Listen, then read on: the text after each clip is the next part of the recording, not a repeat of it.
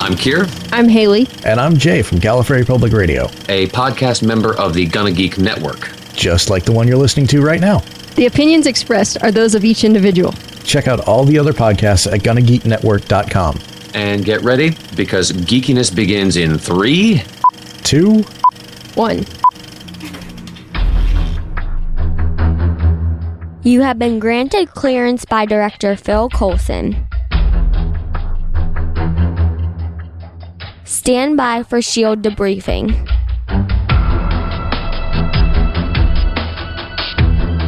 All information to be discussed here is classified and may only be discussed among agents granted clearance by the S.H.I.E.L.D. Director. Now it's time for your scheduled debriefing. I'm Agent Stargate Pioneer. I'm Agent Haley. I'm Agent Lauren. And I'm Consultant Wing. Welcome to Legends of S.H.I.E.L.D. podcast number Area 51, covering Agents of S.H.I.E.L.D. Season 2, Episode 8, The Things We Bury. This podcast is recorded on Wednesday, November 19th, 2014. Legends of S.H.I.E.L.D. is a fan-based podcast on the ABC Nice French television show Marvel's Agents of S.H.I.E.L.D. and the general Marvel Universe. Because the naked blue guys in the tank want to kill us all. If you'd like to talk to us about naked blue guys, you can visit our website, legendsofshield.com, where you'll find all of our contact information. You can call and leave us a voicemail by dialing 844-THE-BUS-1. That's 844-843-2871. You can also find us on Facebook, Twitter, Tumblr, and YouTube by searching for Legends of S.H.I.E.L.D. And we have forums available at forums.gonnageek.com, or you can find them by searching Gonna Geek on the Tapatalk app. Wait, so this week we're talking about Watchmen and Giant Blue Schlong? Always talking about Giant Blue Schlong. I did make a Dr. Manhattan joke when that particular thing came up. That thing? Came up. That thing came up? Isn't that cast Family Cast? And by came up, I did not mean Dr. Manhattan's Giant Blue Schlong. Alrighty, we love all the feedback we get for the podcast. I And thought you were going to say Giant Blue Schlong. on Twitter this past week, a Donna girl mentioned her My Funko Pop work buddies. Did you guys see the picture? I did. It was cute, wasn't it? Yes, they're the best. Uh-huh. Yes, Yeah, I they put are. like 20 of those on my Amazon wish list this week. Just for fun, how many of you have like Funko Pops in front of them right now? I do. Flash is sitting right on top of my speaker. I have Winter Soldier, I have Rocky Raccoon, and I have Arya Stark. I have Robin and Nightwing on my TV. SP? No, nothing. Nada. Oh. Shame and dishonor. Yes, dishonor on you, dishonor on your cow. Okay, we know what to buy SP for Christmas. Yeah, pretty much. Although I'm getting entirely new studio furniture this weekend, and I'll have to figure out the shelving and stuff like that because the desk that I'm using has shelves on it and it will be going away. So I'm going to have to wait a little bit to see what I can display and what I can't. There's always place for a Funko figure. I'm sure there will be. They're small. Yeah. I know, I'm thinking I could fit 10 on each of my speakers. What? Oh, good idea. If I just moved the empty beer bottles and like the yarn, I could probably fit at least 6 more. Yeah, Haley, you and I actually have the same speakers, so I think I just found where I put my Pop Funko things. Yeah, and it'll keep you from piling other crap on there. Uh-huh. All right. We also got a tweet from Neil Isn't Witty, and tell you what, it's been a long time since we heard from him, so it was good to hear from him. And he says, congrats on 50 episodes. His weekly dose of the MCU podcast goodness. Hashtag it's all connected. So thank you very much, sir. Thank you. Does 50 episode count those that we were doing like Yes. way back that were really bad? Yeah, it does. Yeah, it counts the terrible ones, and then it got good when I got here. Yeah, of course. And then it got better when I got here. Yeah. And then it gets really bad every time I'm here. Okay. And yeah, now that we've figured out the math here, That's right. Yeah, it's just to make it seem even better when you go away again. It's all part of the master plan. Like last week was awesome. You weren't here. Yes, exactly. I don't listen when I'm not here. Come on. oh, It was our 50th. you missed my dissertation? No, I did. I did listen to your dissertation in the shower, actually. Exciting. Oh my. We did not need to hear that. Well, my schlong is not blue. Yet. Alrighty. Also, we got a tweet for Defi Down Under. Finally got to catch up on episodes in the podcast. Fun as ever. Genetic memory stuff was really interesting. That all goes to you, Lauren. And Yay. Don't want Fitz to go evil. No, I don't want him to go evil either. No evil Fitz. It seems like they're steering away from that now. Yeah, and I'm sad. I want evil genius Fitz working with Ward. You know what they opened the door to a little bit more this week, though, was the whole Simmons being brainwashed. Of course she has been. Come on. That was clear as day. Also, Andy said, quote unquote, that depends. You ever want kids? I really have trouble reading if Coulson was joking there or not. You know, that's the bonus thing about Coulson, is he jokes and is serious all at the same time. Well, he has the Mona Lisa smile, so you never know. Yeah, that was pretty great because I'm thinking, well, we'll talk about the tie later, but I thought that was going to be way more important than it turned out to be. Still might be. We don't know. Okay. Still might be. Also, Mr. Pericletes tweeted us and said, that's not her name, though. You'll make Paul Atreides upset. Atreides. Yes, don't ask me to pronounce names without hearing them first. It's a bad idea. But yes, that's not her name. Well, there's like 8 hours of shows you can watch where they pronounce that name for you. Yeah, just watch the original David Lynch Dune, the one with Kyle MacLachlan as Paul Atreides. It has a great cast. Plot's a little weird at parts where it kind of goes off the rails. Did you just say there's Pot's a little weird? I said, well, maybe. I mean, Pot may have been involved, but Ooh. Patrick Stewart's in it, and Brad Dourif is in it, voice of Chucky, Grima Wormtongue. And there's a part where there's a rat taped to a cat. What? There's a space pug. I mean, it's got everything. Oh my god. Okay. That sounds like Saga. Seriously, watch it. It's great. Yes, I will. Now I need to watch it. Okay, question. Should I read Saga first or should I watch that first? You should always read Saga first. Every time you ask that question, Saga is first. If you're asking, what am I doing right now? You should be reading Saga. I am going to have to agree with Wing on this. All right, well, I gotta go, guys. Yes. Saga's so good. And last Welcome issue. to Sextellion! Last issue was so amazing. I'm just saying. Alrighty. Also, over on Facebook, we got this is applicable to the episode here. We posted an article on the Facebook, which basically, it was an interview with Jeffrey Bell, who is one of the executive producers of the show, which basically revealed the alien race of It has been revealed. It has been revealed. Yes. Hashtag it's all Good connected. times. Is it a real reveal or it could just be like we're trying to throw you off? Well, have you read the article? Kinda. Okay. So Sean Morris, after reading the article, said, weird. I really thought they were going to set up Inhumans. Me too! I think we all were. Isn't that totally what they did? That is totally what they did. Okay. Mm-hmm. But they opened it up with the Kree. They didn't mention anything about Inhumans in the article. So? Well, that's the mid-season finale reveal. Duh.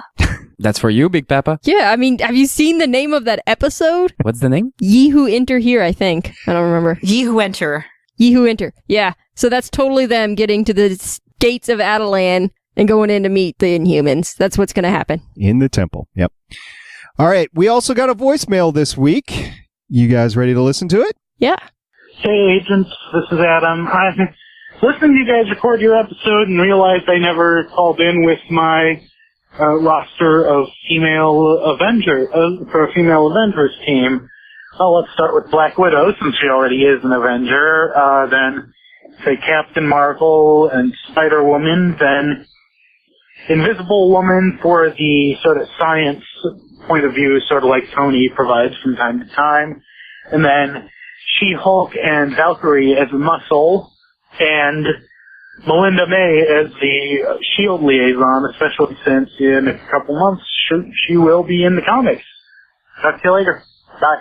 Now, I thought this was pretty interesting because out of all the people that Adam named and that you two ladies named a couple of weeks ago over on podcast number 44 of Legends of S.H.I.E.L.D., there were only 2 crossovers, and that was Black Widow and She-Hulk. The other ones that you guys named were Rescue, Mockingbird, Agent 13, Carol Danvers, and Scarlet. Carol Danvers, who is Captain Marvel, so that's another Yes. crossover. Yeah, that's the same thing. That is, yeah. Yeah, you're right. Because I would even have called her Miss Marvel if I would put her on my list. So Yeah, right. And Scarlet Witch. So that was pretty interesting. yeah. And yes, if you guys want to give us what your all-female Avengers team was, please don't hesitate to get a hold of us on all the means, including our voicemail line at 844-THE-BUS-1 or 844-843-2871. What did you think about his list? Solid list. It was a really good list. I think the reason my list was so small is because I was trying to do direct analogs to the current movie Avengers. But I like that people are doing just female characters that they like and grouping them into things like the brains, the muscle, the spy, that sort of thing. And I especially like Captain Marvel and Spider-Woman because in the past few years in the comics, they've had just this great back and forth relationship. So yes, check that out. And I also really liked the addition of Melinda May. Mm-hmm. No love for Squirrel Girl or Dazzler anywhere in there? Squirrel Girl, she could just be a whole team on her own, so I think it's a little unfair to include her. Yeah, she's too powerful to put on a team. I don't know. Squirrel Girl, you put Arachnia with her and maybe like Alice. And nobody knows who Alice is, I guess. I don't know who you're talking about. These people don't exist in 1970. No, they don't. No, they don't. Sorry. So who would you guys switch out of your original list with what he's put out? We don't have to switch. We can just add to them. Yeah. Oh, come on. Let's go with 4. At some point in time, you could only pay so many people to be on your movie. No. That does not seem to be the case. No. Going into Infinity War. Yeah, at that point, you just start swapping in and out, and you're like, hey, I gotta go pick up groceries. I gotta go visit the parents this weekend. Can somebody sub in for me? And they're like, oh, yeah, sure. What are friends for, buddy? Yeah, it's like when you have a summer softball team. You put like 15 people on the roster, but only 10 of them show up to any one game. So you're talking X-Men 3. No. Oh, God, no. X-Men 3 does not What exist. What I don't know what you're talking about. There were only 2. And then they did the then the new ones. Yeah, the first class thing, kind of soft reboot. Yeah, kind of. And then they really erased everything with Days of Future Past, which... Right. God. So it literally never happened. Yes. Yep. I see. Wing, I think you're the only person on this podcast who's picking up what I'm putting down. So at some point in time, you're going to have to give me your 7 all-female Avenger list. Well, I told you I'm going with Dagger, and I'm going to go with Red Dagger. She-Hulk, and I'm going to go with Dazzler. All characters that everybody puts aside. But if you're a disco mutant and you're called Dazzler, I think you should be on an Avenger. See, if you're going to have Dazzler, though, then you need somebody who can, seriously bring the sound. Because you're going to want a good team up there. Then let's take Big Bertha with her. Okay, that's 4. I'm up to 4. Give me 3 more, Wing. Okay, you want 3 more with this. Oh, God. So we have Big Bertha. Let's go with Firebird. She was kind of cool. And she is pretty cool. Let's face it, she's kind of hot. But, See what I did there? Yeah, I actually know Firebird. That's pretty cool. Okay. Yeah, so that could be cool. 2 more. How many more did you need? 2. 2 more. Oh, I'm going to sound really bad, but I don't seem to know that many female characters. Well, you could just blurt them out as we go along here. So we're just going to be in the middle of the podcast and he's going to have some Tourette's moment. Yep. Yes. And then I can edit it back here and we could all say, yeah, that just works. all of a sudden he'll be like, Polaris! Oh, that's good. Okay, so 6. Yeah, let's take Polaris because, come on, She's the like daughter Magneto of Magneto. Light. Yeah, she's like Magneto. That's kind of awesome. I do love Polaris. But I was trying to find somebody and... Agent 13, right? No, not Agent 13. Come on, man. She killed Captain America. I'm still mad about that. She touched Lola. I'm fine with it. And I'll take Dagger with that. I thought you already mentioned Dagger. Because I think she always gets into cloak and dagger thing, but just by herself, I think she can kick ass. Sorry. See, if I had to add to mine, I'd have to add Molly Hayes from Runaways. Ooh. Because she punched out Wolverine. She did. Yes. Oh, remember? We all forgot X-23. X-23, she's yes, pretty amazing. That would be a good one. And I would have to add Nico Minoru, also from Runaways. She's bringing the magic. Nice pull. Wow. I really love Runaways. I have a Gert York's costume, okay? Don't mess with me with Runaways. Yeah. What about Copycat? She copies other people's powers. I mean, that's kind of cool.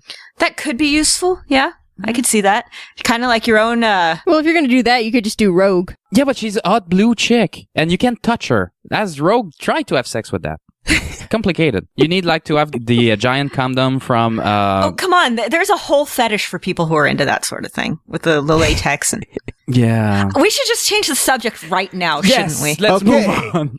We have to make a retraction. A few podcasts ago, again on podcast 44, we mentioned that we had received our first iTunes review, which is sort of kind of true because it was the first iTunes review post Wing and his band of not so merry agent men.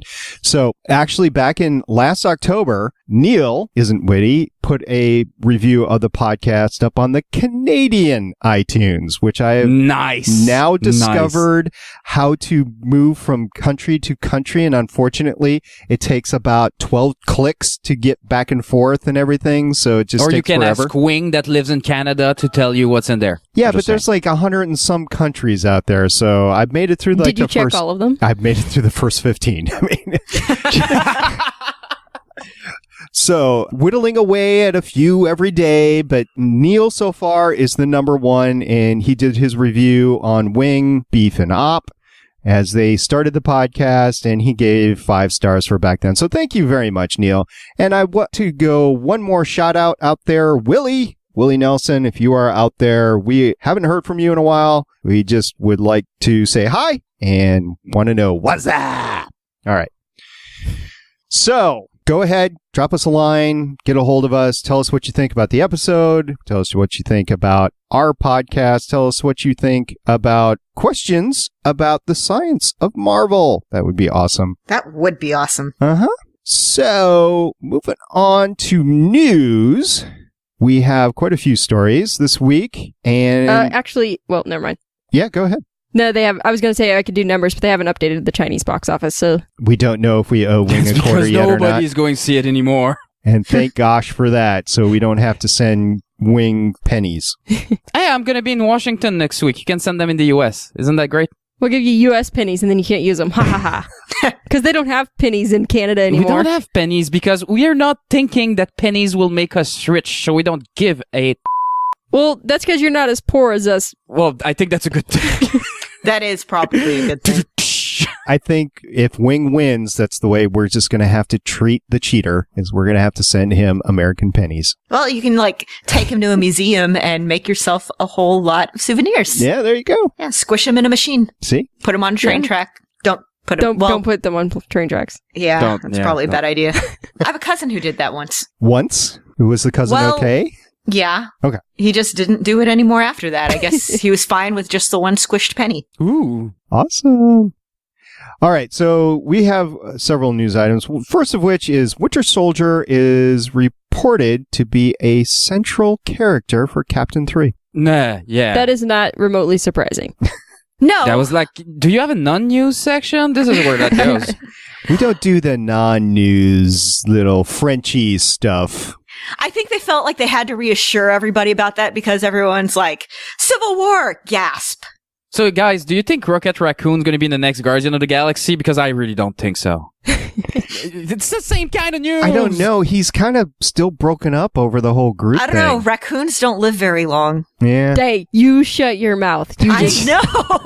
I love raccoons. That's worse than when I said that Stan Lee was getting old. Yeah. Oh, Like, God. Just watch it. He's only 93, 94. Stop and it! we've seen in Big Hero 6 that he can still do cameo even in That's cartoon true. forms. So, His cameo there was pretty fantastic. Haven't seen it yet. Thanks for the spoils. don't bother. Don't. What? I loved it. Dude, a Stan Lee cameo is not a spoiler. Fair enough. Yeah, and I don't have kids, so Big Hero 6 was clearly not for me. I was watching this, I was like, I need my niece's ear because I really feel like I should not be in this theater Okay, right now. question. Yes. How long had it been since your last cigarette when you saw it?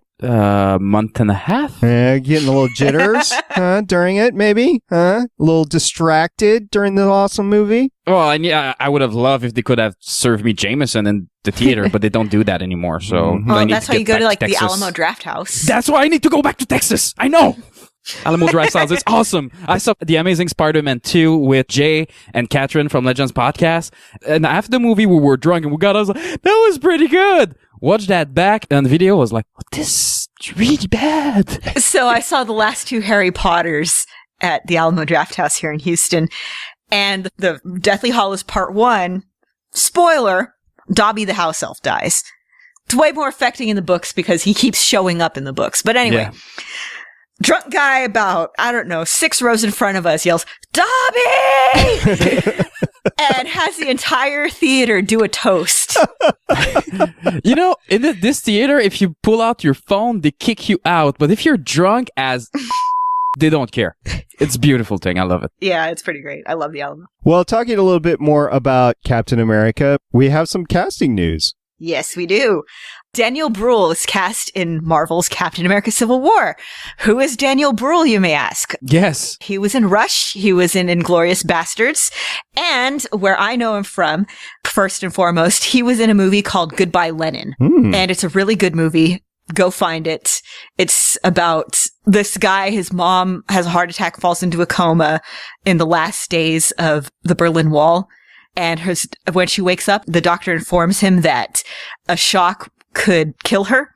So he and his girlfriend go around pretending that communism and, East Germany are still around.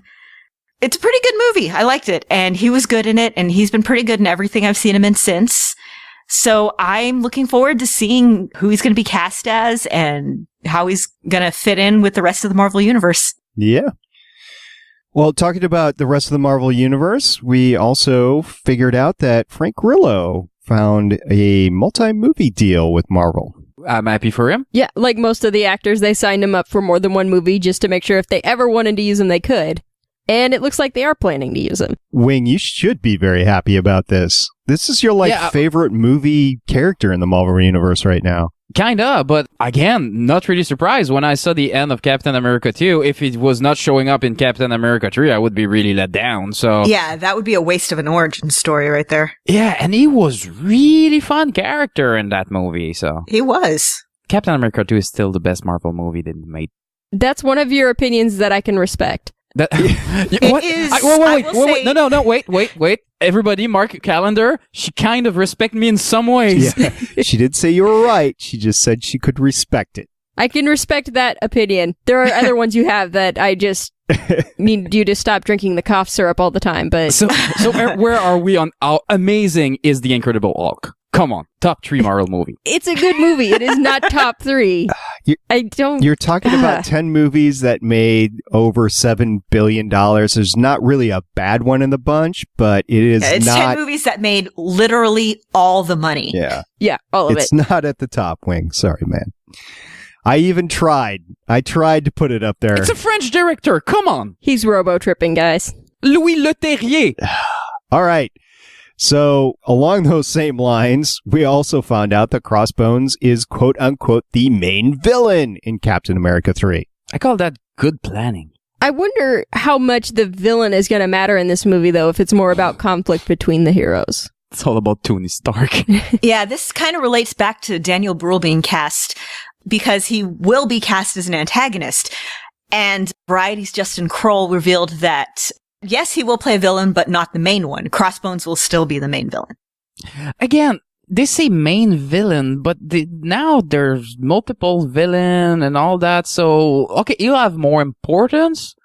We'll see how main he will be at this point. Well, it's like a James Bond movie, right? You got 4 or 5 different bad guys and they all band together, but you have one main plotting bad guy. Could be something like that. Yeah. Right? Okay, but I don't see Crossbone as plotting. I see Crossbone as in your face, I'm punching you, you know? Yeah, maybe he gets a brain transplant. Shooting. Yeah. Well, shooting, yeah, good point. Thank you. All right, well, talking about other main bad guys, or if you even want to call them main bad guys, apparently Magneto... I prefer anti-heroes. Yeah. There you go. Magneto gets a love story with Mystique in the next X-Men Apocalypse movie. About time. Just saying, he kept referring to having awesome sex with her since the first movie. So, yes, show us that now. She can take so many shade, which I always wonder with the actor playing man or woman. I don't know. It's not like we haven't seen what she's got to offer anymore. Okay, let's talk about that for a second. Okay, go ahead. I'm watching X2. And then Wolverine can sniff people like from miles away. But then Jean Mystique, as Jean, gets into his tent and he just starts kissing her and he does not... I think he just saw what he wanted to see there. He was letting it play for a second. Yeah, kind of. Yeah, but then he's touching the scars and like, oh no. I thought too it was maybe like, okay, I'll just go with it. But after the scar thing, I was like, huh. Yeah, because really he should have known before he got in the tent that it was Mystique in there. Yeah. Okay, so I'm not the only one. Thank you. No, you're not the only one. So yeah, X-Men Apocalypse to focus on Mystique and Magneto's relationship, says Hypeable.com. And there's an article mostly talking about the performances of Michael Fassbender and Jennifer Lawrence. I found this article on Oh No They Didn't. And the headline was, X-Men Apocalypse to be a love story, Magneto to have a love story. And there's a picture of Magneto holding Charles Xavier in, on the beach in first class. And then It says, between Magneto and Mystique. Oops. Nice play on pick. That's pretty good. Well, moving on, we also have a flashfilm.com reveal about the Thor Ragnarok details. Ragnarok! Okay, Ragnarok, we're all agreed that we kind of hope that it's going to actually be like the end of the world and not the clone. Yes. Okay, yes, we do. Because after they announced that, everybody went to the clone and I was like, oh, please don't. Do you know anybody who likes the clone? I haven't gotten to that yet. I don't even know what you're talking about. Yeah, no, you wouldn't. You will once Agents of S.H.I.E.L.D. will be cancelled. Yeah. Clone Thor Ragnarok came about during Civil War. So what was that? 2006? No, earlier than that. Yeah, but that's what I'm afraid, because they're doing Civil War now and Age of Ultron. So let's say that Tony Stark build a Thor robot that comes in play in Civil Wars and But before that, Ragnarok is literally in Norse mythology, the end of all the gods. We have discussed this. And particularly in this article, they're talking about what is Thor Ragnarok. So they mention the clone. Yep. And then they're like, and so moving on, what else?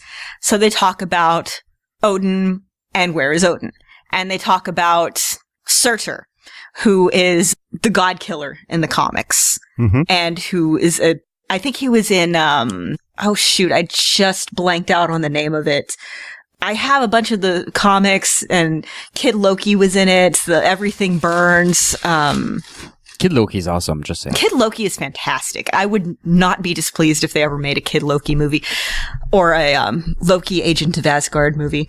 There was a small series at some point. It was called Son of Asgard, where you add Kid Thor with Kid Sif and Kid Loki together. That was awesome. That was a 12-issue miniseries. Anybody that wants to read really good Asgard Thor, go get that. But anyway, it was all the stuff about like the serpent and anyway, this comic. And also mentioned is Chris Hemsworth's contract is almost up. Yep. That's mentioned at the end of the article. Yeah, but Chris Hemsworth wants to come back, where Chris Evans was like, yeah, I'm going to directing after that. This is the end. That's it. So they're probably going to kill Cap. But I think Chris Hemsworth's like, I like having a big career and notoriety. I want this for another 7 movies. Yeah. You know, at some point in time, you figure some of these actors have actually sat down with Marvel executives and said, okay, this is the arc that we see for your character. You know, the big highlight points. And maybe Chris Evans is just, he's got that in his mind that his character is going to die. And he's like, well, I've got to move on with my career. So I don't know. He said he was unhappy after the first movie because he never wanted to train like this for the rest of his life. So there's also the fact that he really does not seem to like doing the press. No. Yeah, he seems to hate it. A lot of people say that he's nice with the fans and everything, but if you meet him in the street, he's not even going to acknowledge you. Yeah, I've heard he has serious anxiety problems and he's very shy. Yeah. That doesn't surprise me at all. Then doesn't work with what you're doing, dude. Yeah. Welcome to Marvel's therapist. Well, talking about Chris Hemsworth. Let's talk about the next one. Yeah, talking about Chris Hemsworth. Let's talk about the next one. I got a call, actually, from Catherine from Legends Podcast this morning, and she said, Chris Hemsworth is named as people's sexiest man alive! Yay! I already knew this, but okay. It's funny, because the cover of the issue is all guys in Marvel movies. Yes! Isn't that funny? Isn't that great? Yeah. So I got this call while I'm at the gym, and my response was basically, aww. What, you thought you were in the running? I did. Figure I've been bulking up here, been shaping, doing some body shaping and stuff, and oh gosh. Yeah, okay, unless you do the Chris Pratt body shaping thing, because in the same week there was an article about the director of Guardians of the Galaxy was like, I didn't even want to see him because it was the fat dude from Parks and Rec. Parks and Recs. I love Andy Yeah. in Parks and Rec so much. Andy's the best. Yeah, but you would have told me that this guy would be as built as he is in the prison scene from Guardian. I would have never believed No, you. the first time I saw that, I thought they'd like photoshopped abs onto him for the Me movie. too. I said it before, I'll say it again. When he went shirtless in that movie, as soon as the movie finished, this is not a lie. I drove straight from the movie theater to the gym. I recently rewatched the episode that's the beginning of the season after he'd been training Yeah. for Guardians. And there's just like this throwaway scene where he's walking up some steps talking to one of the other characters and he's like, yeah, I just quit drinking beer. I lost like 40 pounds. He's like, seriously? Wow. In like a month? And he's like, yeah, I think I was drinking way too much beer. No, he was like, how much beer were you drinking? Yeah, that was it. Well, wait, is that a trick question? Of course, a lot. Oh. Everybody watch Parks and Recreation. Yeah. It's really Chris good show. Pratt Yeah, is It is great. It is. And there's also some really good Tumblr accounts that are Parks and Recreation quotes put on Guardians of the Galaxy. Oh, yeah? Yes. Okay. We'll have to take a look at some of them. There's some good ones. I can't remember the title of it. I think it's like Parks and Marvel and Parks and Galaxies. And basically any show or movie combined with Parks and Recreation quotes, it's pure gold. I can see that. Well, talking about Chris Pratt, apparently on the gag reel for Guardians of the Galaxy, they showed the actual dance-off. Yeah. Have y'all watched this yet? I keep seeing like GIFs and stuff for it on Tumblr. I haven't watched it yet. Oh, it's fantastic. You need to watch it. I am. I'm watching it right now. It's so good. It's a good shot of Chris Pratt's butt. Yes, the important part. Are we going to get live commentary here? Yeah. Okay. Ronan's breaking it down. God. This is fantastic. Isn't it? Yes, it is. This is awesome for an audio medium. I love it. Now Gamora's churning it. There you go. Drax is breaking out the sprinkler.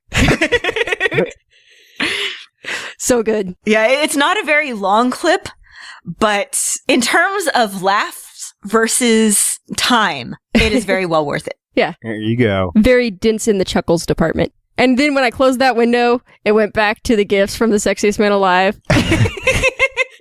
So I see Chris Hemsworth's hair blowing in the breeze and Chris Pratt's abs. It's good. It's a good day. Haley's all set for the next week. It's all cool.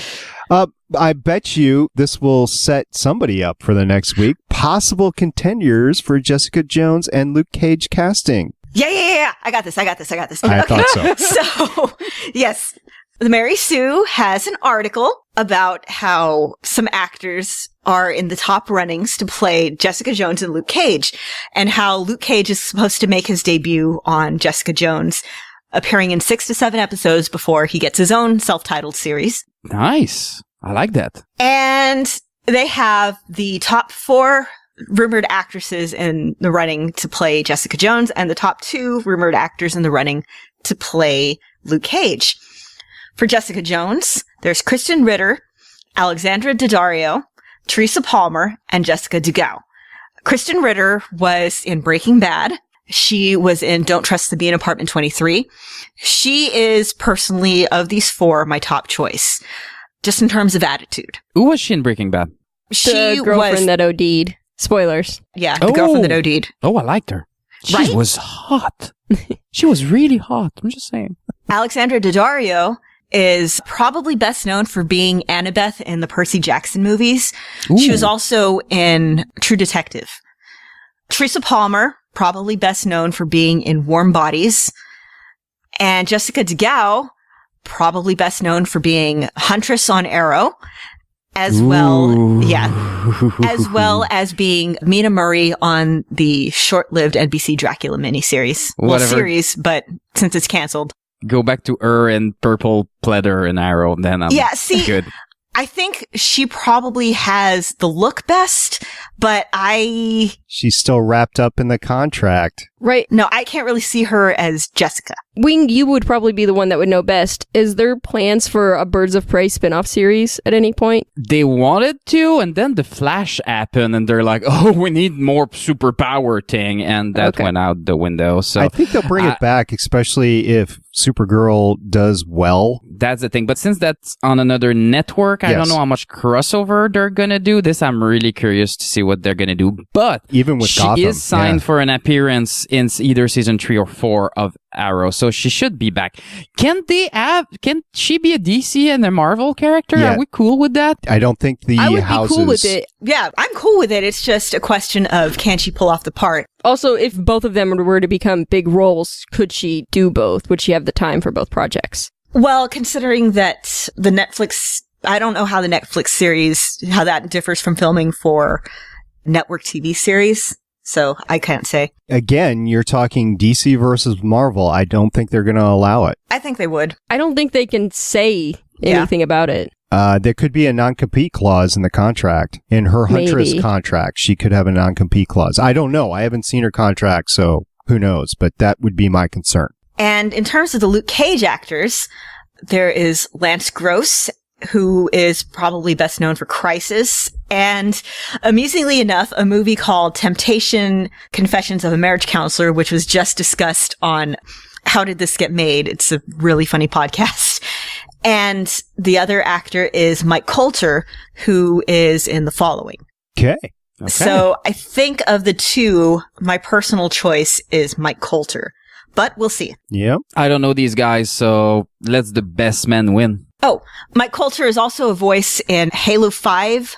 He's Jameson Locke. Okay. He's also going to be Jameson Locke in Halo Nightfall. And he was also David in last season's American Horror Story. Okay. And he was in Zero Dark 30. Okay. Okay, so you're saying the man's working. The man is working. Halo's a very big property right now, and it'll be awesome when it actually comes out on Xbox One. Yeah, probably. But right now, I'm still thinking about the girl playing Huntress and that really, really good striptease bar. I'm just saying. Mm-hmm. Okay. Now that you mentioned that, just want to go back. Twice in this podcast, Wing has mentioned 2 actresses are hot. I think when he says a actress is hot, that is the only time he consciously uses the letter H. Yes, because she's hot. It's important. Come on. You need to put the H where it's really important. I think this is one case. There you go. If you want H... Usually I would say, would you guys agree? But SP, would you agree?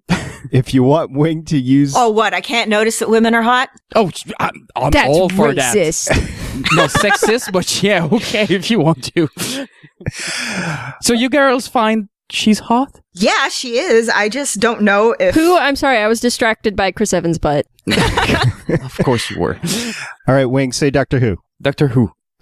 What happened? He's thinking about it now. I have an English teacher that's getting me to say my age a little bit more often. Well, the chicks like it when you say Doctor Who, and you don't do that anymore. You say Doctor Who. You're just giving up some of your mojo, man. Doctor Who?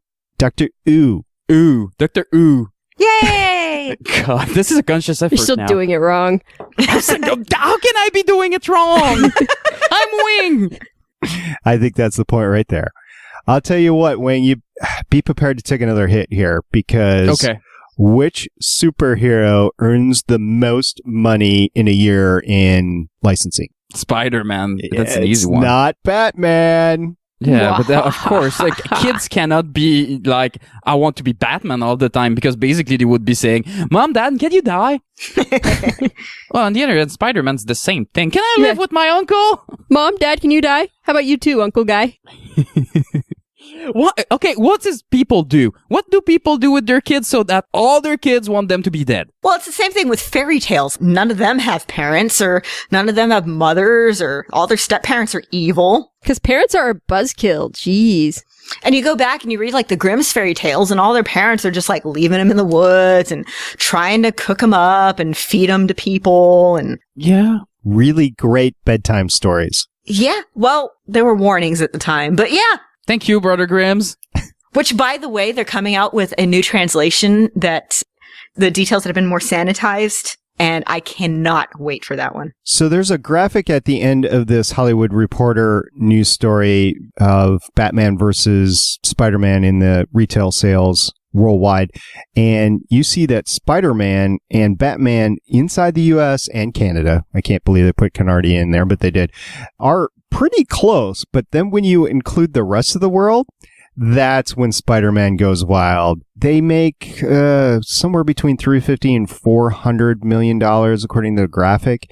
But then you slap in the rest of the world, and Spider-Man's $1.3 billion. So it's like $1 billion for the rest of the world for Spider-Man, whereas Batman gets barely $100 million. The other thing is that Batman's really getting more like an adult thing. It's tougher to market to kids. They're trying really hard, and they're kind of successful. As Spider-Man is just perfect for kids. He's colorful, he's funny, he's jumping everywhere.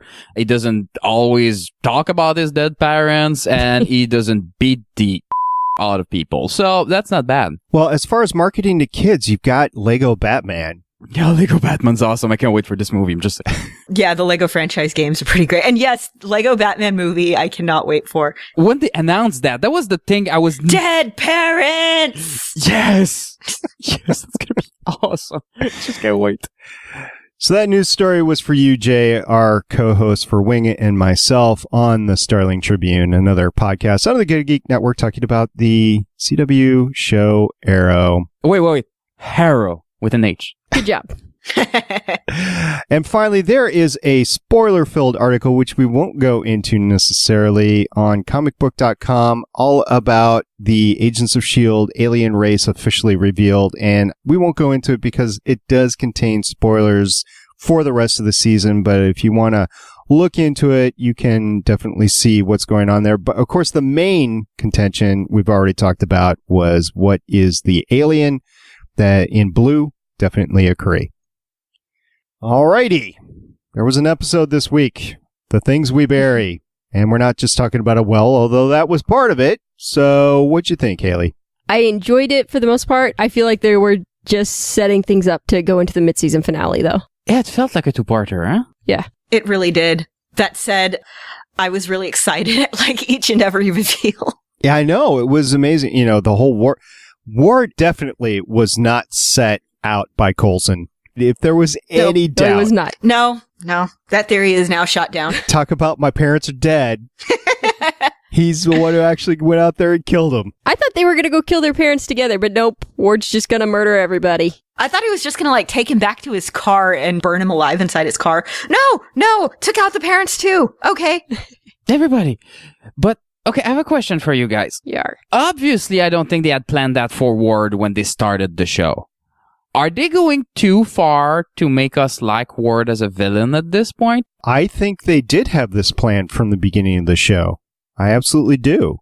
I think they brought up the whole brother thing in the first season. Yeah, they planned this from the beginning. Do you think they planned the stuff with his parents, though? Because this is the first time they've really brought that up. Yeah, I think it was in the character bio. Yeah, absolutely. And they were going to use it to show that Ward was definitely off his rocker.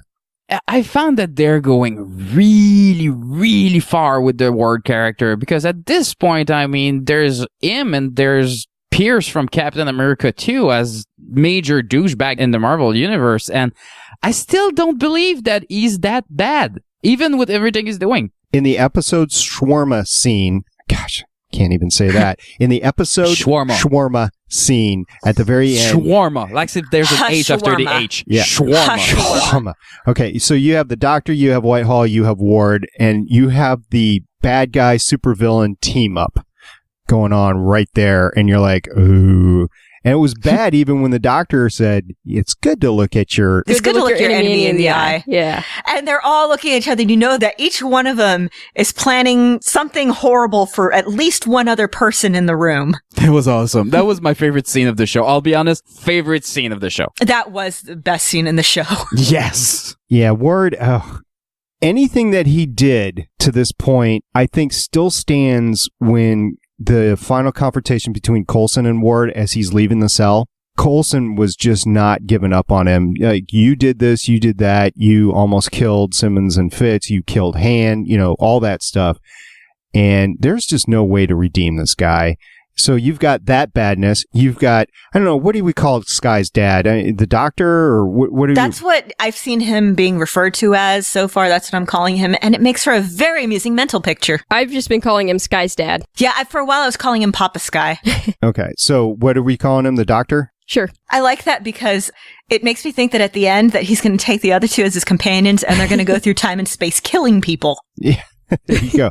So you've got the doctor who's clearly has anger issues well beyond any meets. You know he wants to take out I'm surprised he hasn't just killed Whitehall straight out.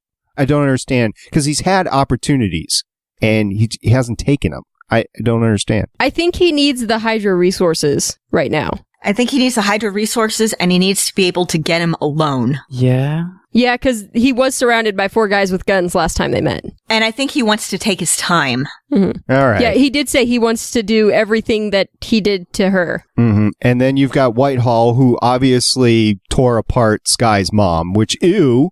Okay, as soon as they showed her in the first scene, I was like, that's Sierra. She's totally Sky's mom. Yeah, me too. I was like, that's Sierra. And then I didn't get until you see the flashback of him that, oh, hey, that's Sky's mom. So I'm feeling incredibly slow. Okay, so for those of you that don't know who Sierra is... Watch Dollhouse. Yes. She awesome. And Enver Jokai, who will be in Agent Carter, were basically the 2 best characters in the show. Daichin Lockman is the actress that plays Sierra. And she's amazing. And we will be calling her Sierra until they give her a name in this show. Pretty much. She's Sky's mom. She's Sierra. By the way, it's not her name. That's not her name. That's not her name! That is just freaky. Yeah, her real name is Mary Sue Poots. We know this. Okay, so what was your favorite part of the episode, Wang? I told you the final showdown at the end with everybody around the table wanting to kill somebody else. That was the moment for me. I love a Mexican showdown, so that was perfect for me. How do you think that's all going to play out? Walk me through it. I don't know, but you know what? As much as I don't really like Sky's dad, I really want him to cut that SS Hydra Nazi guy in pieces. I want to see that, because that scene, I'll be honest, I've like a really... That was horrifying. Yeah, my art is not made for these things. So remember a few episodes ago when Whitehall told Raina that one time he operated on a woman for a week? Yeah. While she was still alive? Yes. That's where I went. I didn't make that connection until Scott texted me earlier today. I was like, hey, remember this? And then I was just kind of sat in my chair and was like, oh no. Yeah, that kind of kills me. You know, when I watch Hannibal... See, it doesn't bother me as much in Hannibal, which is weird. Because I'm assuming it's gonna happen. And if it doesn't happen, I'm like, the episode was kind of slow. Yeah, pretty much. But when I watch Agents of S.H.I.E.L.D, I'm waiting for some lividity in it. And this week episode, I was like, okay, are they turning into Gotham? That's dark and twisted. No, but they're turning into Gotham. That's darker than anything we've seen in Gotham so far. Well, Gotham shoots people in the face, I'm just saying. But... they didn't out and out show that she was still alive. They implied a whole lot. Right. I'll grant you that. But they didn't out and out show it. In Gotham, they would show it. They would show her still conscious while he's actually cutting on. They showed her conscious while they were taking samples and stuff, but they didn't show her alive when they were operating on her. Well, almost. But you know, if they're harvesting organs, she has to still be alive. There was blood. You don't bleed when you're dead. And last question. After that, they dumped her in a dish for her husband to find her? They just dumped her outside. They were done with her. Wow. Okay. That's just spare parts. That is like absolutely no regard for a person as a person. My point is not there. Is that when you do these things, you try to be sneaky about it. You just don't. Maybe put her in a shallow grave. Little bit of effort. Yeah. Again, that is showing what little regard they had for her. Okay, I'm having a little bit of difficulty recognizing where they were. So at the beginning of the episode... They're supposed to be in the Himalayas because Daichin Lockman is actually Tibetan. And they found Sky in Nepal. I thought they said the Hunan the Hunan. I keep thinking Nepal because of freaking Adelan and the Himalayas, and I'm just dumb right now. It was difficult for me to see because there were school closings scrolling all over the bottom because of the crazy weather that this week has been, but it looked like whenever they were showing that castle when they were doing the experiments and stuff, that it was Austria, not in China. So Austria's in Europe, right? Right, Yeah. near Germany. Yes. They have Chinese people, I'm pretty sure. Yeah, they do. But they said they went back and got her from her village. Like, Yeah. they pulled all the elders from that village. Maybe they walked a lot. So to dump her body back at the village, they had to fly her back to the Hunan province. Okay. Now I need to go back and watch, because I know parts of the episode were in Austria, because I remember seeing that ticker at the bottom. I can't remember if they said his facility was in Austria or not, though. I don't know. I assumed that they showed the castle and it was in Austria, so that's where they were. Talking about facility, the new S.H.I.E.L.D. headquarter is the same headquarter from Agent Carter? Yeah, way Yes. to keep up, man. Yes. We talked about that the very first episode of season 2. Yeah, but now they're finding like files and stuff like that. That was exciting this week. Yeah. Oh, can we talk about my favorite part of the episode Yeah. real quick? Yeah. Simmons fangirling over Peggy Carter. Yes. That was the Yes. best. She touched this paper. She was British. And then Bobby's like, yeah, so? And she's like, excuse you. And Peggy Carter was a badass in this episode, like always. Yeah. That was it's awesome. kind of her thing.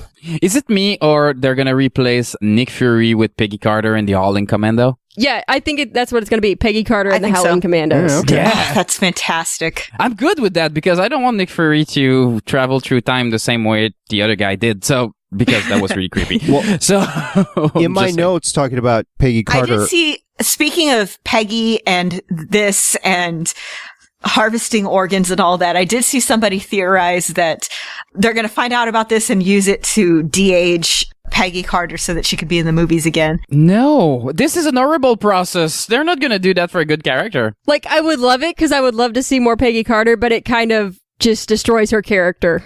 Her brain is shut down. Yeah, I don't think that's going to happen. I think that ship has sailed. I think that we are going to have sad Peggy death at some point. Yeah, probably at the beginning of Captain America 3. Oh, God. or just a mention of it. Yeah. And I think that, well, actually, if I remember right, the Captain America the Winter Soldier arc in the comics started with Peggy's funeral? Yes, it did. Yeah. It'll be like Edward James Olmos in Hunt for Red October, the Tom Clancy novels when he actually died in Clear and Present Danger, I think. Wait, that was Edward James Olmos? You're talking about movies I haven't seen. That was it. Yeah. When we talk about movies, we assume you haven't seen them. Yeah. But- okay. So the Tom Clancy series of movies started with The Hunt for Red October. Yeah, which character does he play, though? I don't I know. think you mean Admiral, not Edward James Olmos. Oh, Yeah, I was geez. like, Yeah. Edward James Osmos was not. You're talking about Jack. No, I'm not talking about Jack. I'm talking about Admiral. you're talking about Darth Vader. Yes. Oh, James Earl Jones? Yes. Jason Thank Jones. you. Yeah, okay. Yeah, that's what I'm talking about. When he died, that was crushing. That was, oh yeah. Right. But it was so good in that series. That he was perfect for that role. Yes, but when he died, it was basically the end of the series at that point in time. But when he died, it really affected Jack and propelled him forward in his career in the novels. And I could see that same sort of thing happening here with Peggy Carter. Yeah. I miss Amiral Adamo now. Why did you talk about yeah. it? Look on the bright side. You can go rewatch Battlestar Galactica now. Woo! But yes, I'm sorry I interrupted you. What did you write in your notes about Peggy? Well, I had wrote in my notes near the end, why did she allow Whitehall to still be alive? Why did she not just kill him? Because that would have solved everything. Because they're the good guys. They put people in prison. Yeah, I think that's the reasoning behind it. We're the good guys. We don't execute people and dump them in shallow graves and do all sorts of horrible things. And also, I think she kind of felt like he deserved to rot in a cell. Yeah, we're going to make him think about what he did and we're going to forget about him because for somebody who wants to be notorious, that is literally the worst thing you can do to them. Is let them rot in obscurity. And I think that's the same thing why Batman doesn't kill the Joker. Well, Batman doesn't kill the Joker because he's an idiot. Fair enough. I'm not even gonna battle this one. Yes, somebody should have killed the Joker. No, I made this exact point on Doctor Who this week, or on Gallifrey Public Radio. Every time he lets the Joker live, any other deaths are on his hands, because he could have dealt with the Joker more permanently at any time. Oh, yeah, at some point, Nightwing killed the Joker and Batman reanimated him. Yeah, Batman, gah, Yeah, he's an idiot. that's why Nightwing works. This is my point. an idiot. Yeah, but he's Batman. So how can you argue with that? I can't argue with that. That doesn't make him not an idiot. Yeah, but he's Batman. And see, Peggy, I would like to argue, though, is not an idiot. No, If she it had kept been him up locked to her, up for decades. Good job, for Peggy. 44 years. It's just that then freaking Pierce God. had to go poking around and got him out. So thank you very much for that, Pierce. Freaking Robert Redford ruins everything. Yeah. Okay, the mention of Pierce, I was kind of happy. I know, right? I was so happy. Yeah, I'm kind of an or for these things. As soon as they mention a character from the movie, I'm like, oh, they did. I know that. I understood that reference. Oh my god, me too. Yeah, I got that reference. Flying monkeys. Yes. Yeah, that's totally me too. Anytime I see seriously, I'm just the easiest person to please with regards to that. It's just like, oh, hey, I recognize the throwaway thing. Yay! Hey, that's the only reason why I'm in love with the Fast and Furious series, because the person in charge of continuity in this movie is awesome. It's just referring stuff from 1, from 2, 4, 3, and you're watching 6, and I'm like, yeah, keep going. I can go with that. So when Marvel does this really well, yes, go. Please, DC, learn from this. Also, DC, learn from Marvel and have more gratuitous male shirtless scenes. Yeah, do that. Well, okay, Arrow. Come on. Yeah. Yes, Arrow has done this very well. Salmon ladder. Woo. Yeah, even at some point, Felicity saying, always with the no shirt, always without the shirt. I mean, Yes. See, just a Always. little equal opportunity ogling. That's all we ask. I mean, Well, we did get the intense, suggestive dialogue back and forth, or out and out arguing between Bobby and Lance this week. and then they finally had sex. I mean, presumably again because they were married for a while. Yeah. okay, I'm just saying, but I'm kind of jealous when I saw them go in the car and I was like, phew. They're both so pretty, of course. See, my first reaction was, oh, Simmons' heart's going to be broken. But I would so do her in the car. That's so hot. Why would Simmons' heart be broken? She totally has a girl crush on Bobby. Right? Did you not see their first scenes together? I know. The chemistry was Science crazy. baby, science babysitter. It's happening all over this season. So It I'm is. not crazy. Simmons is gay. So Lance and Bobby and Simmons, that works. I can see all that coming really well in a really, really weird porn movie. That is what fan fiction is for. I'm Yes, saying. it's there. You just have to look It's for it. there, and sometimes it is extremely well written. And sometimes it is extremely not well written. Well, yeah, that's the same with professional fiction and Yeah. professional porn, too. And if you ask Sean from Voices of Defiance, he's going to throw Kermit in there. Okay. Alrighty. Kermit sex on Voices of Defiance. That happened at some point. It's not. ASB? It wasn't Kermit. It was the little picture on the wall of a frog in Dr. Yule's office. Wasn't Kermit. Yeah, there was a lot of discussion about that. Come on. We even talked to Dr. Yule, and Sean put the idea in her head to make it a thing. So in season 3, Dr. Yule is going to have a fascination with a sexual fascination with frickin' frogs. It's going to be crazy. If you want to know more about that, check on the Gilny Geek Network's Voices of Defiance. It's really worth it. I'm just saying, you don't watch Defiance? It's okay. Listen to the cast. It's worth it. Just saying. It is. Absolutely. Oh, I was going to say again, speaking of Science Baby and Science Babysitter, Fitz! Yes. Yes. Fitz does something Fitz great. is getting his mojo back! Well, Mojo, yeah, he's able to build the thing under 6 minutes. But yeah, okay. Are you there yet? 7 minutes, 20 seconds. With my bad hand. Oh yeah. Drops mic, walks away. That was cool. Seriously, he's getting his confidence back. I'm so happy. Yeah, he was working under pressure just fine. Although I have to say, one gun for an agent, a S.H.I.E.L.D. agent, all you do is take in one gun? Come on. Getting a little bit more armed. Okay, I'm not the only one that was like, you have an ankle gun with you or something else. Or a taser or something. Ugh. A bat taser? Anyway, Fitz was working under Cat pressure. with a laser inside of it. I don't know. Yeah. Yeah, that's true. It's Coulson. He probably like... Rocket hamsters. Do they Right, make those? But the point wasn't that he needed another gun. The point was that if he shot the guy, then the clamp would not be stopping the flow of blood. Okay, yeah, that's true. Yeah, that's true. Fair enough. I was so worried for Trip. I know. Poor Trip. I did think they kind of might kill him since they haven't really used him this season. Trip and That's Mac. what I was worried for. I was like, oh my god, they're actually giving Trip something to do. He's going to die. That's my point. I really like that character last season. And since this season, he's like background character. He's there. He exists. He didn't get shot for nothing, though. He actually shielded Fitz where the bullet would have hit Fitz in the head, or at least the upper torso. Sure. Okay. Whatever. My point is that I want them to use that character more because I really like that character. See, if he'd had a science baby there, it would have hit Mac in like the bicep and he would have been fine. True. Mac is awesome. I'm just saying. I do love Mac. But Mac has a thing about Coulson right now. He's not happy. Well, Mac is the voice of reason. I don't know if you've been watching all season. Yeah, obviously you have. But he's been the voice of reason for everybody. He's been faking it for the past 10 episodes. I know he doesn't have time because he watched Arrow 3-4 times for Starling Tribune on the Gun and Geek Network as well. So I'm just saying. But I really love that character because he's the voice of reason. He's always the person that voice what you, the viewer, would think. Oh, speaking of which, I was about to say, because, he wasn't here last season, he didn't see all the stuff that Coulson went through, so he only knows Coulson as the guy who suddenly is just acting really weird. But that also reminds me with the whole, when Kyle MacLachlan shows up, the doctor, Papa Sky, when he shows up and he calls him Phil, and then he's like, oh, I wasn't supposed to know you by Phil. And then later on, a little bit later in the conversation, when Coulson's like, Tesseract level power, and he's like, yeah, I don't know what that is.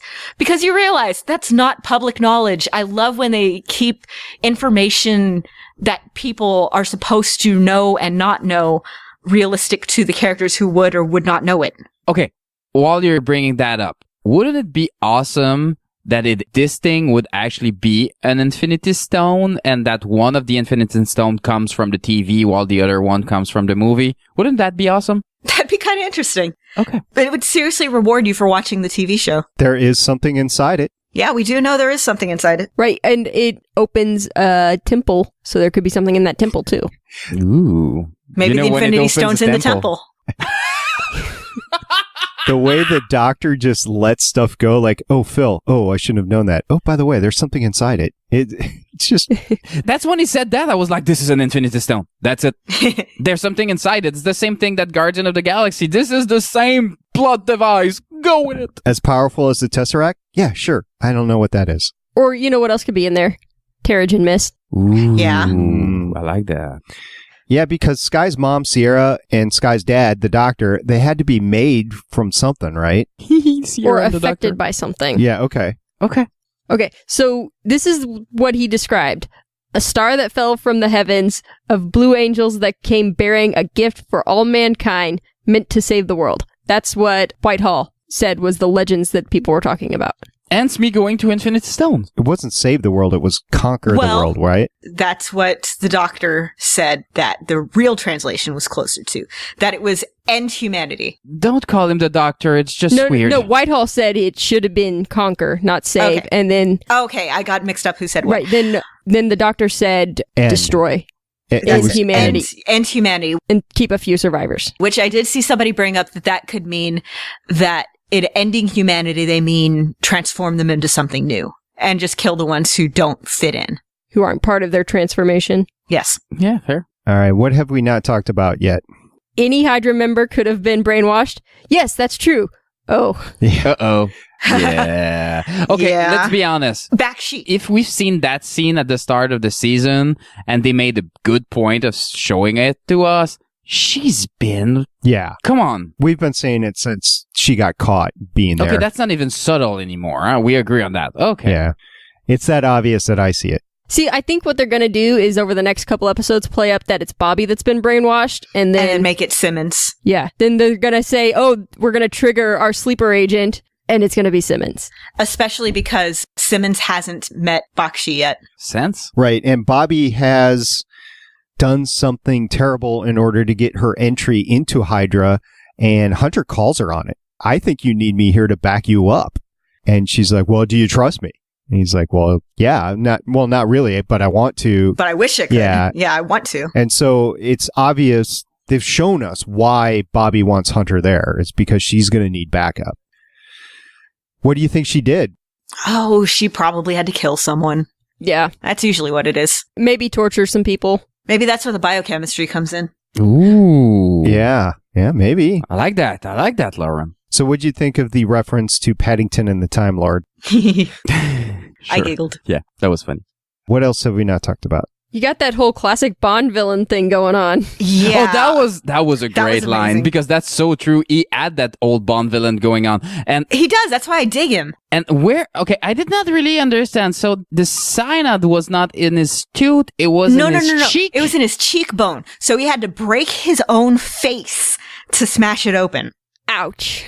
Yeah. Ouch. Yeah. I'm just rubbing my cheek right now. Ow. Right? Yeah, on the other end, at that point, you're ready to die, so who cares? It's not like it's gonna hurt for long. You're gonna be dead in 2 minutes. Right, but how much force could you slam your head against a table with? A Like, lot. on purpose? A lot. Trust me. I can attest to that. Trust me. Yeah, on purpose, though. Not like you accidentally slammed your... Trust me. Okay. Haley, we're gonna wait. Just slam it, and if you don't wake up, we'll call the ambulance. Go. No, you know what? I kind of took a spill yesterday, so I'm good on self-injuries this week. Fair enough. I'm having so much fun tonight. Also, Coulson making everybody go out and do his errands. Yes. That was fun. If it starts to leak any fluids, drop it. Can I put it in my pocket? Do you want kids? It did combine to make a huge EMP, so I wouldn't want that close to my nads. So he gave him 3 ridiculous tasks, and of course only 2 of them were for the mission. I did like somebody pointed out, I think on IO9 in the comments, that it reminded them of Rocket's plan in Guardians of the Galaxy. That's right. Where it's A lot like 2 like that. steps are actually important, and one of them is just because they wanted to. Okay, I have to say that now that I've seen Guardians of the Galaxy multiple times and I fall in love with the effing raccoon and all that. I win. Every time I watch something with a robot, I'm watching like Hitchhiker's Guide to the Galaxy and I'm watching the robot and I'm like, I totally see Rocket like, I need this dude Ed. No, you don't. Yes, I really do. No, I need it. It's important to me. There's some really great fan art on Tumblr of Rocket meeting Bucky and being like, I need this dude's arm. Yes, that was awesome. I think it was totally... The tie, as far as the plot of the episode, wasn't important, but I think it was totally important to still humanize Coulson. The fact that he did have a girlfriend, and this was something from her, and he wanted it back. Okay, but besides that, what the point was that he wore the tie and put a bunch of blood on it, or did he wear the tie? He said that he spilled poi on it. Yeah. What's poi? I'm sorry, I'm French. Poi is a Hawaiian dish made of taro, if I remember correctly. Okay, so aloha. It's food. Yeah. But It's food. did he wear it again, then spill a bunch of I think that what blood on it? probably happened was that they went there, like him and Audrey, the cellist, they went there, he spilled a poi on it, he took it to the dry cleaners thinking he'd be back. He died. He never got the opportunity to come back. Oh, okay. So he's like, hey, while I'm here, could you pick up my dry cleaning finally? Okay, so that was a magical place. Okay. Well, and he had to go to the dry cleaners anyway to drop off the button extender for the general. That was kind of cool, though, as a plan. Like, you have the button, you have the watch, and when they get together, the watch, for some reason, gets a bunch of red light to make sure that they know exactly what the problem is, and go. Science-y, Y&C. Seriously, my only problem was like, oh, the lights are really for us, the viewer, because seriously, you would not put 12 LED and they're there to be like, hey, screwed you. Seriously. Okay, so we got a couple of things for the chat room that people want to mention. First of all, Aset wants us to talk about the city. It's totally Adelan. Totally Adelan. They found it. I did see somebody suggest that it could be a Kree outpost that will then lead them to Adelan, but That I think seems it's Adelan. unnecessary. Especially because, and on bleedingcool.com, they show a still of the match found screen, which appears to be in the Atlantic. Originally, Adelan was an island in the North Atlantic. Before moving to the moon, the Himalayas being destroyed, New Adelan built in the Hudson. So, it's probably Adelan. It's totally Adelan. It'd be cool if it's Adelan. Yep, it probably will be Adelan. A lot of people saying it's Adelan online, I noticed, and just can't wait to get... Adelan, once again, being the home of the Inhumans. Okay, Yes. okay, yeah, I see your point, okay? I understand it, and I want to believe in it. But then, I look at Marvel's slating of Inhuman in 2018, and I don't see them dragging that plot point for 4 years. They don't necessarily have to drag it. Well, the movie about that is in 4 years, 2018. Right, but they could have Inhumans in the show and not talk about the big main Inhumans. Yeah, they could do this as the origin story, and then when the Inhumans movie comes out, that's the big adventure story. Right, but they could deal with like secondary level Inhumans and not address, the big ones like Black Bolt. Yeah, they could just mention like, oh, hey, these guys are there, but we don't see them because they're like the ruling family. Maybe it's going to be like Black Bolt hasn't been seen or heard from in decades. We don't know where he is. And then in the movie, you get Black Bolt's origin or something like that. And we're still assuming that Vin Diesel is going to be Black Bolt. Yeah, because that'd be fun. That's the latest I've heard, yeah. Okay, so at this point, we know he's not going to show up on TV because it doesn't do TV. Okay. It'd be cool if he did. That would be cool. That was one of the things that was missing, I think, in Guardians of the Galaxy is Gamora and Nebula just showed up without any backstory at all. So if you had some backstory to the bad guys, it might have made them less one-dimensional in the end. Yes. As a total. Yeah. Gamora adds some backstory. I would have really, really liked to see more of Gamora and Nebula's backstory, though. If they had had like a whole little section before the movie started, I would have loved that. Or I would have loved to see them at some point. Yeah, I would have loved to see them like going out and running errands for Thanos and see what caused them to go against Thanos in their own different ways and why it was one way for Nebula and one way for Gamora. I would have loved to see that. See, and I read a lot of comics beforehand to get boned up on the lore of Guardians of the Galaxy, so I sort of had a background of it, but watching the movie, I'm like, okay, so they just appear and that's it? And while we're talking about that, when does that come out on DVD? December 9th. Oh, that's yes, today, yesterday, I guess, maybe today, it's out on digital download. Yeah, it was today. Today? Okay. Oh, so it leaked on the internet already. Beautiful. No. Like official digital download you can buy. Oh, that's what you mean. Oh, okay. Yeah, I mean, yes, of course it's leaked on the internet, but no, you can buy it leaked on the internet ages ago, but if you want to actually pay for it. It would have a nice copy. That's what I meant. But Kent wants to bring up in the chat room that one thing you don't have to pay for is on Google Play, they actually made the Awesome Mix soundtrack from Guardians of the Galaxy. It's important to say Awesome Mix because there's actually two different soundtracks. There's one of the musical score and then there's one of the actual songs soundtrack is free on Google Play today. Awesome Mix Volume 1. But you know what? I paid $10 for it and that was totally worth it, so I don't care. Every penny. Yep. It was. I've listened to it in my car right now. so many times since it came out that it's not even funny. Yeah, it was worth $10. Yeah, we posted that on our Facebook page today, and absolutely every one of us on this podcast bought it and just loved it. Yep. And Hey. Oh, you don't want me to sign. No, because I don't want to pay any royalties, even though it's free. I did less than 4 bars. We're okay. A set says Kent brought up that Black Panther does need to be introduced at some point, which I think they said that he will be in Civil War. Yeah, he's going to be in Cap 3. So there you Are go. we still calling it Cap 3 or it's just Civil War at this point? I'm calling it Cap 3. It depends on my mood. It depends on your mood. Okay, Okay. I was doing a really, really bad 6-hit joke, so I won't. All right. So is there anything else from the episode that we would like to talk about? The doctor said, "You're not her father." And I said, "Yes, he is." He totally is. Coulson is team dad forever. That's not her name. All right. What is her name? No, it's Mary Sue Boots. I want the doctor to tell me that. Her mother and I called her Mary Sue Boots. Stop calling him the doctor. He's not the doctor. I'm so going to call him the doctor. There's also a faction of people who believe that he's Mr. Hyde. Yeah. I could see that. He has to be Mr. Hyde at this point. I mean, he would fit perfectly. Who does have a daughter in the comics. I can see Mr. Hyde, but I like Maximus the Mad better if it's going to tie to the Inhumans. Yes, but I don't see them using Maximus the Mad once again 4 years before the movie. Why not? Because I don't even know if they have a script yet. Gotta suck the fun out of everything. Well, yes, I'm French. Unfortunately. Well, when it's useful, I'm French. The rest of the time, I'm Canadian. I'm just saying. And the rest of the time, I'm North American, which is kind of great. Frenchie, you got anything else for this, or North American, you got anything else for this podcast? I really enjoyed that episode, even if it was set up, because it was character moment. To want to get the quote-unquote sex scene was kind of fun. I'm happy that we learned more about Sky's daddy, and I'm happy that we seem to learn more about that obelisk weird thing. Thingy.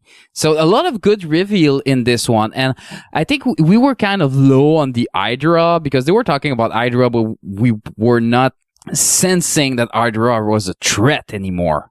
And now with this guy like healing and coming from the 40s and studying under the Red Skull, I feel Hydra again. And I'm really happy that they brought that back just before the mid-season finally. You're welcome, Big Papa.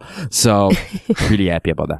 Yeah, and we got the Whitehall origin story, so that's pretty cool, too. Yeah, but we already knew that he had been around since the 40s because we saw him in that flashback with the... Yeah, but we didn't know what was up with him. We didn't know how he got here, but we didn't know how he got here or what exactly he was doing.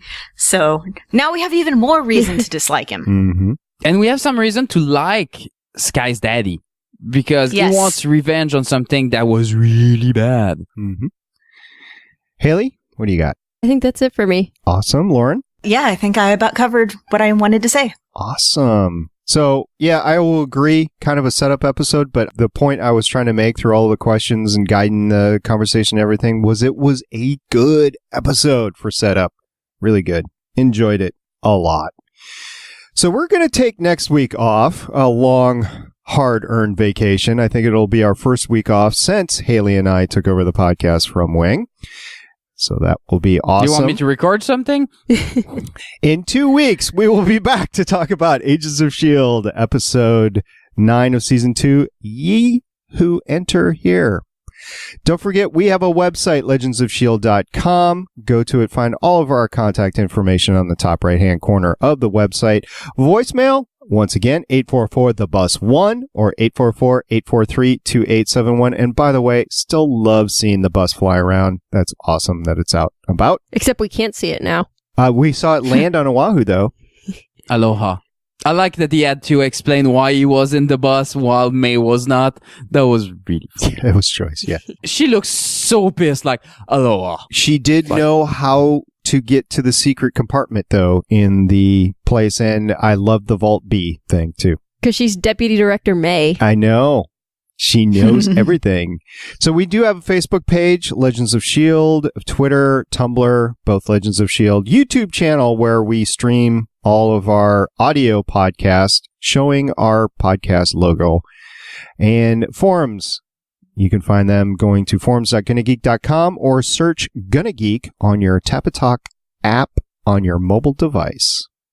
So I just want to thank everybody for listening to the podcast. We really appreciate you listening. We appreciate your feedback. Yeah, especially the people that are listening to us live right now and are chatting with us. Aset and Kint are here this week, and we really appreciate you guys chiming in. And I think we have a guest. Yes. It's me. Hello, guest. Hi, It's me. I'm the guest. No, you're not. I thought You're live. No, you're not. You're signed in, man. We do have a guest. Yeah. Yeah. Oh, we do Hey, have guest. a guest. Hello, guest. unknown listener. But while we're here and Kent is here, I just want to take a second to plug his show because Kent has an awesome show on the Gonna Geek Network called Art House Legend, and they're doing really in-depth. And if you listen to Legends, where we're doing more the couch talk about a movie, they're doing the in-depth about movies, and they're deciding if they should be Legends or if this was overrated. So you should really go check that show on Gonna Geek Network, Art House Legends. It's really great. Yeah, they like all the movies that like you say that you've seen but you haven't, or just stuff that like are classics of, you know, like for Halloween they did a bunch of horror movies that are kind of classics of the genre, like Aliens, Rosemary's Baby, that sort of thing. Well, Alien. And we got Jenna Lobster from the Crimson Comet to watch Pulp Fiction. You should go and hunt that episode. It's epic. And next week they're doing Planes, Trains, and Automobiles. Awesome. Sweet. Yeah, perfect holiday movie, actually. With all the travel, people trying to get back and forth over Thanksgiving. I think that's why they chose that episode. Yeah, there you go. We'd also like to thank Adam for calling in. We really love hearing from you, and thank you for calling in so often. I call him Black Adam now, just for the power. Yes. And it makes our day a little brighter, and we really do appreciate it, and we love hearing your thoughts. So thank you. Thank you, sir. And thank you for calling for all our shows. Boxing Glove Arrow, I'm just saying. Yes, and you can hear us live when we're recording, generally 7:30 Central, 8:30 Eastern time on Wednesdays, although the week before Thanksgiving we will not be recording. You can find us at live.legendsofshield.com for that. Aren't we the week before Thanksgiving? No, that's next week, buddy. Next week is the week of Thanksgiving. Yeah. This is the week before Thanksgiving. I am obviously sleep deprived. I'm Canadian and I know that. And I'll be in your country for Thanksgiving. So all of you should pray that nothing weird happened, because if I'm in Washington, you might bomb other country. I'm just saying. Just go into a turkey coma like a real American. I will. Thank you, Sean, for the Facebook feedback. We really appreciate it. Also, over on Twitter, thank Adana Girl, Neil Isn't Witty, Defy Down Under, Andy Minga, and Mr. Paracletes. We really appreciate you interacting with us on Twitter. And Aset, too. You were on Twitter this week. We really appreciate that. So until 2 weeks from now, I'm Agent Stargate Pioneer. I'm Agent Haley. I'm Agent Lauren. And I'm Consultant Wing. See you in 2 weeks. Bye. Bye. Later. Bye. 2 weeks, that's long. I know. That's what she said. Thank you for listening. If you want to leave us feedback, go to gonnageek.com and you will find all of our contact information and other shows. You can also visit legendsofshield.com, where you'll find our complete archive of podcasts. The music heard on this podcast is by Kevin MacLeod and can be found at incompetech.com. The opinions heard on this podcast are those of the individual host and do not represent Legends, Stream, or Gonna Geek. Agents of S.H.I.E.L.D. is the property of the Disney Corporation. No infringement is intended.